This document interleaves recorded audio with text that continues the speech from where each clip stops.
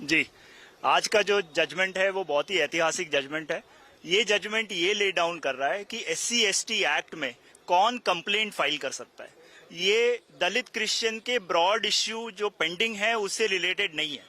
ये जजमेंट इतना बता रहा है कि SC/ST एक्ट में जो कंप्लेंट फाइल होती है वो एक व्यक्ति जो SC/ST होगा वही फाइल कर सकता है। हमारे केस में फैक्ट्स ऐसे थे कि जो व्यक्ति था वो 10 साल पहले SC/ST छोड़ के क्रिश्चियन हो चुका था। इसीलिए क्वेश्चन आया कि अगर वो क्रिश्चियनिटी में चला गया है तो क्या वो SC/ST के स्टेटस में रहेगा। अगर वो SC/ST के स्टेटस में नहीं रहेगा तो उस कंडीशन में क्या वो कंप्लेंट फाइल कर सकता है SC/ST एक्ट के अंदर।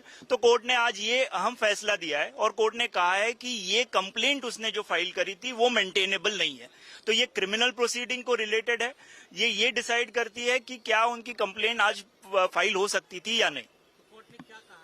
सुप्रीम कोर्ट का ये कहना है कि क्योंकि आप कंप्लेनेंट जो था वो SC/ST से नहीं है, उसने क्रिश्चियनिटी एक्सेप्ट कर ली है, इसीलिए वो एक SC/ST के कैटेगरी में नहीं आएगा। जैसे सर ने कहा कि 1950 का कॉन्स्टिट्यूशनल ऑर्डर है। कॉन्स्टिट्यूशनल ऑर्डर ये बताता है आपको कि कौन SCs और STs होंगे। अगर उस कॉन्स्टिट्यूशनल ऑर्डर के डेफिनेशन में अगर आप नहीं आते हैं तो उस कंडीशन में आप एक दलित नहीं होंगे और इसीलिए आप फिर ये कंप्लेंट फाइल नहीं कर सकते। ये line of judgment supreme court के ऑलरेडी हैं कि SC जो कन्वर्ट हो चुके हैं क्या वो SC/ST माने जाएंगे कि नहीं। इसको लेके कॉन्स्टिट्यूशनल बेंच के जजमेंट्स भी ऑलरेडी हैं जो इसी पॉइंट को अफर्म करते हैं। तो इसीलिए आज का जजमेंट जो है वो पहले के प्रीवियस बहुत सारे जजमेंट्स, कॉन्स्टिट्यूशनल बेंच जजमेंट्स को रीअफर्म कर रहा है कि SC/ST कौन होगा।